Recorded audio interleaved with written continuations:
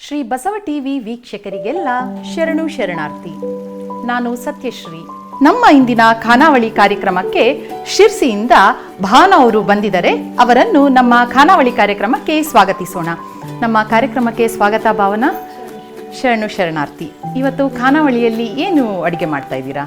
ಆರೋಗ್ಯಕ್ಕೂ ಒಳ್ಳೇದು ಮತ್ತು ಮಕ್ಕಳಿಗೂ ಇಷ್ಟ ಆಗುವಂಥದ್ದು. ನಮ್ಮ ಸೈಡ್ ಅಲ್ಲಿ ಮಲೆನಾಡಿನಲ್ಲಿ ಅಪ್ಪೆ ಹುಳಿ ಅಂತ ಮಾಡ್ತೇವೆ. ಅಂದ್ರೆ ಅದರ ಸೀಸನ್ ಅಲ್ಲಿ ಯಾವ್ದು ಐಟಮ್ ಸಿಗುತ್ತೆ ಅದ್ರ ತಗೊಂಡು ಯೂಸ್ ಮಾಡೋದು. ಆಕ್ಚುಲಿ ಈಗ ಮಾವಿನಕಾಯಿ ಸಿಗುತ್ತೆ, ಮಾವಿನಕಾಯಿ ಅದನ್ನ ಬೇಯಿಸ್ಕೊಂಡು ಅದರಿಂದ ಮಾಡ್ಬೋದು. ಮತ್ತೆ ಹುಣಸೆ ಹಣ್ಣಿಂದ ಮಾಡ್ಬೋದು. ಕಂಚಿಕಾಯಿ ಮತ್ತೆ ದಡ್ಲೆಕಾಯಿ ಅಂತ ಸಿಗುತ್ತೆ. ಏನು ಇಲ್ಲ ಅಂತಂದ್ರೆ ಯಾವಾಗ್ಲೂ ಮಾಡ್ಬೋದು. ಲಿಂಬೆ ಹಣ್ಣಿನಿಂದ ಮಾಡ್ಬೋದು. ಓಕೆ, ಇದು ಅಪ್ಪೆ ಹುಳಿ ಅಂದ್ರೆ ನೀವು ಮಾವಿನಕಾಯಿಂದ ಮಾಡುವಂತದ್ದು. ಇದು ಅಪ್ಪೆ ಹುಳಿ. ಇವತ್ತು ನಾನು ಮಾವಿನಕಾಯಿಂದ ಮಾಡೋದನ್ನ ಹೇಳ್ಕೊಡ್ತಾ ಇದ್ದೀನಿ. ಅದು ಏನು ಉಪಯೋಗ ಅಂತಂದ್ರೆ ಪಿತ್ತ ಆಗೋದಿಲ್ಲ. ಇದು ಮಸಾಲೆ ಸಾಮಾನು ಅದೆಲ್ಲ ಊಟ ಮಾಡೋದ್ರಿಂದ ಸಾಂಬಾರೆಲ್ಲ ಸ್ವಲ್ಪ ಪಿತ್ತದ ಅಂಶ ಇರುತ್ತೆ.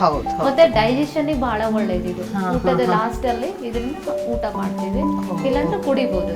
ಓಕೆ, ಏನೆಲ್ಲ ಸಾಮಗ್ರಿಗಳು ಬೇಕಿದಕ್ಕೆ? ಇದಕ್ಕೆ ಬೇಯಿಸಿದ ಮಾವಿನಕಾಯಿ, ಮತ್ತೆ ಕರಿಬೇವಿನ ಸೊಪ್ಪು, ಕೊತ್ತಂಬರಿ ಸೊಪ್ಪು, ಮೆಣಸಿನಕಾಯಿ, ಇಂಗು, ಸಾಸಿವೆ, ಬೆಲ್ಲನ ಸ್ವಲ್ಪ ನೀರಲ್ಲಿ ಹಾಕಿಟ್ಕೊಳ್ಬೇಕು, ಉಪ್ಪು ಬೇಕು, ಸ್ವಲ್ಪ ಬೆಳ್ಳುಳ್ಳಿ. ಇದು ಏನು ಅಂತಂದ್ರೆ ಬೆಳ್ಳುಳ್ಳಿ ಯೂಸ್ ಮಾಡೋರು ಬೆಳ್ಳುಳ್ಳಿ ಹಾಕ್ಬೋದು, ಹಿಂಗ್ ಬೇಕಂದ್ರೆ ಹಿಂಗ್ ಹಾಕೋಬಹುದು ಒಗ್ಗರಣೆ. ಯಾರು ಕೆಲವರಿಗೆ ಬೆಳ್ಳುಳ್ಳಿ ತಿನ್ನಕ್ಕೆ ಇಷ್ಟ ಇಲ್ಲ ಅಂತ ಹೇಳಿದ್ರೆ ಹಿಂಗ್ ಹಾಕಿ. ಇದು ಮಾವಿನಕಾಯಿನ ಬೇಯಿಸ್ಕೊಂಡು ಬಂದಿದ್ದೀರಾ? ಯಾವ ಟೈಪ್ ಇದು ಮಾವಿನಕಾಯಿ? ಇದು ಸ್ವಲ್ಪ ಹುಳಿ ಇರೋಂತ ಮಾವಿನಕಾಯಿ, ಸ್ವಲ್ಪ ಹುಳಿ ಅಂದ್ರೆ ಕಾಡು ಜಾತಿದು. ಈಗ ಅಪ್ಪೆ ಮಿಡಿ ಅಂತೆಲ್ಲ ಸಿಗುತ್ತಲ್ಲ, ಅದ್ರದ್ದೇ ಅದ್ರದ್ದೇ ಇನ್ನೂ ಚೆನ್ನಾಗಿರುತ್ತೆ. ಸ್ವಲ್ಪ ಪರಿಮಳ ಬರುತ್ತೆ. ಹೌದು, ಅಪ್ಪೆ ಮಿಡಿ ಅಂದ್ರೆ ತುಂಬಾ ಪರಿಮಳ. ಓಕೆ, ಶುರು ಮಾಡೋಣ ಅಲ್ಲ? ಏನ್ ಬೇಕು ನಿಮ್ಗೀಗ? ಪಾತ್ರೆ ಕೊಡಿ, ಇಲ್ಲೇ ಇಟ್ಕೊಳ್ಳೋಣ. ನೀರು,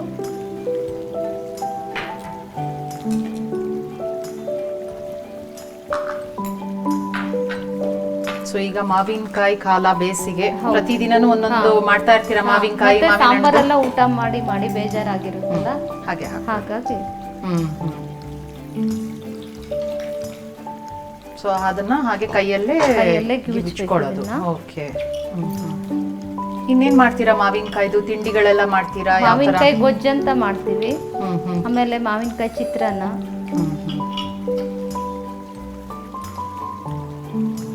ಮಾವಿನ ಹಣ್ಣಲ್ಲೆಲ್ಲ ಏನ್ ಮಾಡ್ತೀರಾ?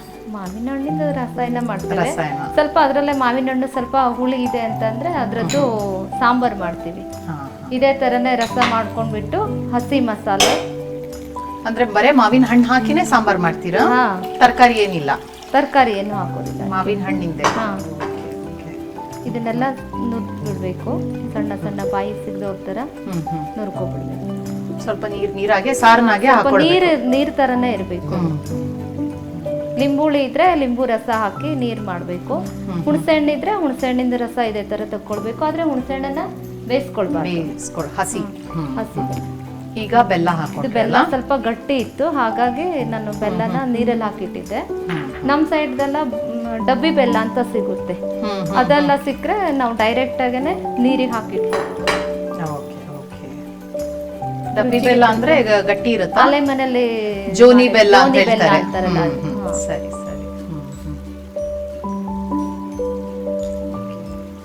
ಇನ್ನೇನ್ ಬೇಕು? ಇದನ್ನ ತೆಗೆದಿಟ್ಕೊಬಿಡ್ಬೇಕು. ಕೊತ್ತಂಬರಿ ಬೇಕಾ? ಸೊ ಸಾಧಾರಣ ಉಪ್ಪು, ಖಾರ, ಹುಳಿ ಎಲ್ಲದೂ ಸೇರ್ಕೊಂಡ್ಬಿಡುತ್ತೆ. ಬೇಕು ಅಂತ ಏನಿಲ್ಲ, ಬೇಕಂದ್ರೆ ಒಗ್ಗರಣೆಗೆ. ಆಯ್ತಾ ಇದು ಸಾರು? ಅದಕ್ಕೆ ಒಗ್ಗರಣೆ. ಇದು ದಿಢೀರ್ ಅಂದ್ರೆ ಭಾರಿ ದಿಢೀರ್ ಆಗ್ಬಿಡುತ್ತೆ. ಆಚೆ ಇಟ್ಕೊಂತೀರಾ ಸ್ವಲ್ಪ ಸಣ್ಣ ಫ್ಲೇಮ್ ಅಲ್ಲಿ? ತುಂಬಾ ಬೇಗ ಆಯ್ತು. ಮಾಡ್ತಾ ಇರ್ತೀರಾ ಮನೇಲಿ? ವಾರಕ್ಕೊಂದ್ಸತಿ, ವಾರಕ್ಕೆ 2 ಸಲ? 2 ದಿವಸಕ್ಕೊಂದ್ಸಲ ಅಂತೂ ಮಾಡಿ. ಈಗ ಸೀಸನ್ ಇದೆಲ್ಲ ಸ್ವಲ್ಪ ಇಷ್ಟನ ಮನೇಲಿ ಎಲ್ರಿಗೂ? ಎಲ್ಲರಿಗೂ ಇಷ್ಟ. ಮತ್ತೆ ಎಲ್ಲಕ್ಕಿಂತ ವಿಶೇಷ ಏನು ಅಂತಂದ್ರೆ ನಿದ್ದೆ ಬಹಳ ಚೆನ್ನಾಗಿ ಬರುತ್ತೆ ಇದು ಊಟ ಮಾಡಿ ಮಲಗಿದ್ರೆ. ಓಕೆ, ಸೊ ಈಗ ಒಗ್ಗರಣೆ ಹಾಕಿದ್ರೆ ಇದನ್ನ ಕುದಿಸ್ಕೋಬೇಕಾ ಅಥವಾ ಮುಗಿತಾ? ಇಲ್ಲ, ಒಗ್ಗರಣೆ ಕೊಟ್ಬಿಡೋದು, ಕೈ ಆಡಿಸಿ. ಆಮೇಲೆ ಒಗ್ಗರಣೆ ಹಾಕಿದ್ಮೇಲೆ ಮೆಣಸೆಲ್ಲ ಅದರಲ್ಲಿ ನುರಿಬೇಕು. ಅದನ್ನ ಈಗ ಬಿಸಿ ಆಗಿದೆ, ಬಿಸಿ ಆಗಿದೆ. ಅದಕ್ಕೆ ಸ್ವಲ್ಪ ಸಾಸಿವೆ ಹಾಕೊಳ್ಬೇಕು. ಬೆಳ್ಳುಳ್ಳಿ ಬೇಕಾದ್ರೆ ಬೆಳ್ಳುಳ್ಳಿ. ನಾನು ಸಾಮಾನ್ಯವಾಗಿ ಬೆಳ್ಳುಳ್ಳಿ ಮತ್ತೆ ಇಂಗು ಎರಡನ್ನೂ ಹಾಕಿರ್ತೇನೆ.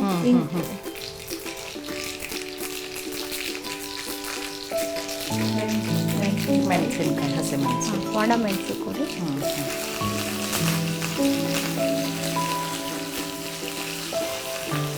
ಮನೇಲಿ ಯಾರೆಲ್ಲ ಇದ್ದೀರಾ ಭಾವನಾ? ನಾನು, ಮಕ್ಕಳು, ಮನೆಯವರು ಎಲ್ಲರೂ ಇದ್ದೀವಿ. ಸೊ ನೀವು ಇದು ಮಾಡುವ ಸ್ವಲ್ಪ ಅದು ಕೆಂಪು ಆಗಬೇಕು, ಬೆಳ್ಳುಳ್ಳಿ ಮತ್ತೆ ಮೆಣಸಿನಕಾಯಿ ಎಲ್ಲ. ಓಕೆ.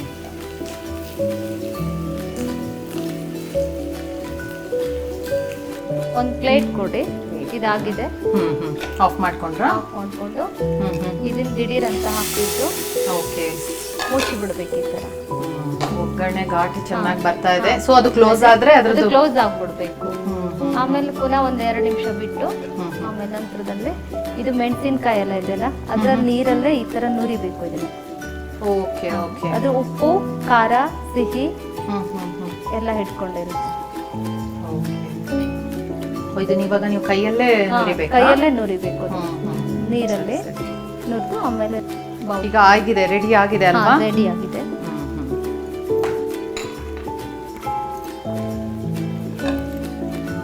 ಟೇಸ್ಟ್ ಮಾಡೋದಕ್ಕೆ ನಾನು ರೆಡಿ ಇದ್ದೀನಿ. ಓಕೆ. ಒಂದು ಬೇರೆ ರೀತಿಯ ಏನದು ಸಾರು ರೆಡಿ ಇದೆ ಇಲ್ಲಿ. ಯಾವಾಗ್ಲೂ ಸಾರು ಅಂದ್ರೆ ಮಾಡ್ಬೋದು ಮತ್ತೆ ಆರೋಗ್ಯಕ್ಕೂ ಒಳ್ಳೇದು ಅಂತ ಮತ್ತೆ ಖರ್ಚು ಕಡಿಮೆ ಇದೆ. ಹೌದೌದು, ಯಾರು ಕೂಡ ಮಾಡ್ಕೊಳ್ಬಹುದು. ಈಗ ಬ್ಯಾಚುಲರ್ಸ್ ಎಲ್ಲ ಇರ್ತಾರೆ, ಅವ್ರಿಗೆಲ್ಲ ಏನೋ ಒಂದು ದಿಢೀರ್ ಅಂತ ಬೇಕು. ಇಬ್ರು ಅಥವಾ ಮಗ ಎಲ್ಲ ಮನೆಯಲ್ಲಿ ಮಾಡ್ತಾನ? ಇಲ್ಲಿ ಓದ್ತಾ ಇದ್ದಾನೆ ಅಂದ್ರಲ್ಲ, ಅವನೇ ಮಾಡ್ತಾನೆ. ಹೌದಾ? Okay okay. ಟೇಸ್ಟ್ ನೋಡ್ತೀನಿ. ತಯಾರಿದೆ. ಮಾವಿನಕಾಯಿ ಅಪ್ಪೆ ಹುಳಿ ಅಂತ ಹೇಳಿದ್ರಲ್ಲ. ಓಕೆ. ಅದಕ್ಕೆ ಒಗ್ಗರಣೆ ಚೆನ್ನಾಗಿ ಹಾಕಿದ್ದೀರಾ, ಕರೆಕ್ಟು ಹುರಿದಿದೆ ಅದು. ನೀವು ಹೇಳ್ದಂಗೆ ಕರೆಕ್ಟು ಹದ ಇದೆ.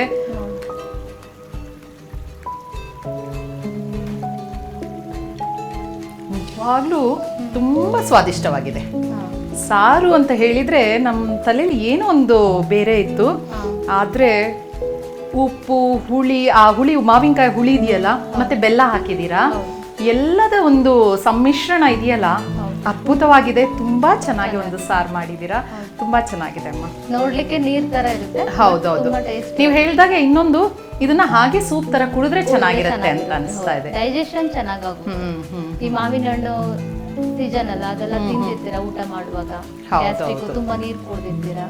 ಇದು ಕುಡ್ದಿರೋದ್ರಿಂದ ಊಟ ಎಲ್ಲ ಚೆನ್ನಾಗಿ ಇಲ್ಲ, ತುಂಬಾ ಚೆನ್ನಾಗಿದೆ. ಇದು ಊಟ ಮಾಡಿ ಮತ್ತೆ ಕುಡಿಲಿಕ್ಕೆ ಇದು ತುಂಬಾ ಚೆನ್ನಾಗಿದೆ ಅಂತ ಅನಿಸ್ತಾ ಇದೆ. ನಮ್ಮ ಖಾನಾವಳಿ ತಂಡದ ಪರವಾಗಿ ಧನ್ಯವಾದಗಳು. ಶರಣು ಶರಣಾರ್ಥಿ.